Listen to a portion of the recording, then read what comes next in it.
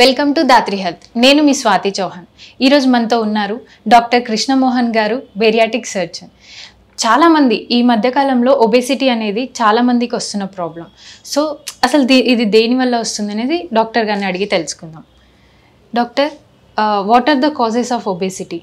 Obesity అనేది స్థూలకాయము అంటాము మనం తెలుగులో. అసలు ఈ స్థూలకాయం ఎందుకు వస్తుంది, ఎంతవరకు బరువు ఉండొచ్చు, మనం ఎప్పుడు స్థూలకాయం అని చెబుతాం దీనికి అనేది ఒక అవగాహన ఉండాలి.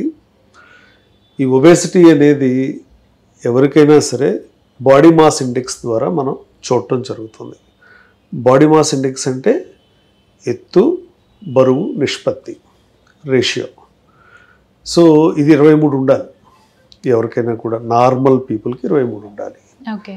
అలా కాకుండా 23 దాటిన తర్వాత 30 వరకు అది స్థూలకాయం వస్తుంది అని చెబుతాము. ఎప్పుడైతే దాన్ని మార్బిడ్ ఒబేసిటీ కింద ఎప్పుడు మనం పరిగణిస్తామంటే 30 కంటే ఎక్కువ దాటి వాళ్ళకి దానితో పాటు కోమార్బిడిటీస్ అంటే వేరే జబ్బులు, diabetes, hyper tension, joint arthritis ఇలాంటివి ఉన్నప్పుడు కోమార్బిడిటీస్ కూడా ఉన్నాయని చెప్తాం. అప్పుడు 30 కంటే ఎక్కువ ఉన్న వాళ్ళందరికీ కూడా ఈ బెరియాట్రిక్ ట్రీట్మెంట్ అనేది ఇవ్వడం జరుగుతుంది. ఇలాంటివి ఏమీ లేవు, కేవలం బరువు మాత్రమే ఉన్నారు అంటే 32.5 BMI దాటితే అప్పుడు ఈ ట్రీట్మెంట్స్ ఇవ్వడం జరుగుతుంది. అయితే ఈ స్థూలకాయం అనేది రావడానికి రకరకాల కారణాలు ఉంటాయి. అందరూ అనుకునేది ఏంటి, చాలా కామన్గా ఎక్కువ తినేస్తున్నారు వీళ్ళు, అందుకనే వీళ్ళకి బరువు వచ్చింది అని చెప్పి అందరూ కూడా అనుకుంటూ ఉంటారు. కానీ కేవలం తిండి వల్లే మనుషులు లావు అవ్వరు. వాళ్ళకున్న హార్మోన్స్ వల్ల లావు అవుతారు, వాళ్ళకున్నటువంటి మెటబాలిక్ ఇంబ్యాలెన్స్ వల్ల కూడా మనుషులు లావు అవుతారు. ఫర్ ఎగ్జాంపుల్, వాటర్ కనుక బాగా తక్కువ తాగినా కూడా మీరు లావు అవుతారు.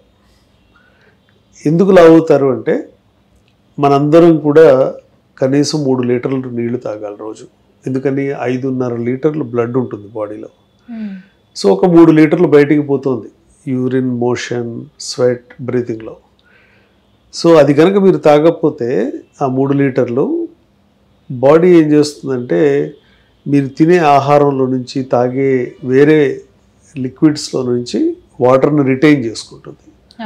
ఎప్పుడైతే బాడీలో నీరు చేరుకోవడం మొదలు పెడుతుందో మీ మెటబాలిక్ రేట్ తగ్గిపోతుంది, ఎక్కువ ఎనర్జీ స్టోర్ అయిపోతుంది. సో మనం ఏం తింటున్నాం అనేది బ్రెయిన్కి తెలియదు. దానికి అర్థమయ్యేది ఏంటి, కార్బోహైడ్రేటా, ప్రోటీనా, ఫ్యాటా. కార్బోహైడ్రేట్ కానీ ప్రోటీన్ కానీ అయితే 1 గ్రాముకి 4 క్యాలరీల శక్తి వస్తుంది, శక్తి కణాలు అంటాం. అదే మెడికల్గా ఏటీపీ మాలిక్యూల్స్ అంటాం, adenosine triphosphate molecules. So fat కనుక తీసుకుంటే 1 గ్రాముకి 9 క్యాలరీలు వస్తుంది. పరిమాణంలో మనందరం ఆడవాళ్ళు అయితే 1200 క్యాలరీలు రోజుకి, మగవాళ్ళు అయితే 1400 క్యాలరీలు మాత్రమే తీసుకోవాలి.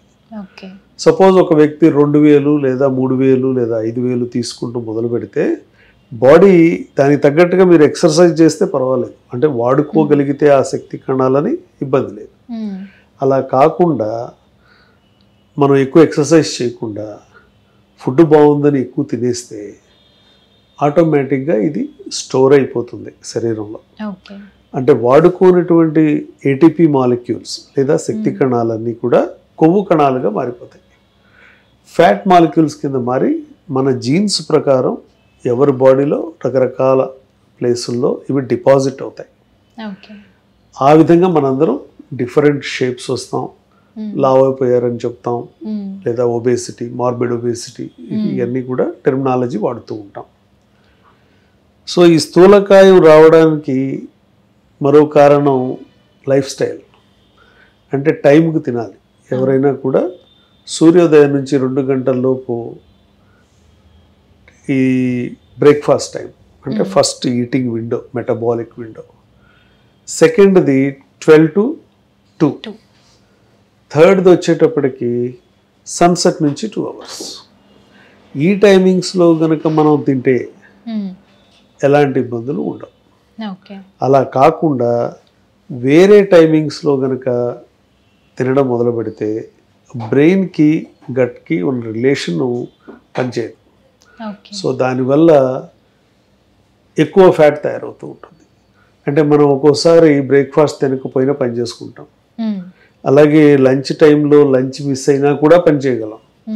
కానీ సాయంకాలం 4 ఎవరైనా అప్పడం తింటూ కనపడితే ఒక్క నిమిషం ఆగు, నేను మళ్ళీ మాట్లాడతానని ఒక 10 నిమిషాలు తినాలనిపిస్తుంది. అర్జెంటుగా తినేసి అప్పుడు బయలుదేరుతాం. సో దీన్ని ఈ గట్ బ్రెయిన్ యాక్సిస్ లేదా పావలోవ్ థియరీ అంటాం. సో దీంట్లో ఏంటి, మనందరం కూడా sight of the food or taste of the food or smell of the food, thought of the food, ఈ 4 రకాలుగా మనకు ఆ ఆలోచన వచ్చినప్పుడు ఆకలి మొదలవుతుంది. సో ఆ విధంగా మనందరం తింటూ ఉంటాం.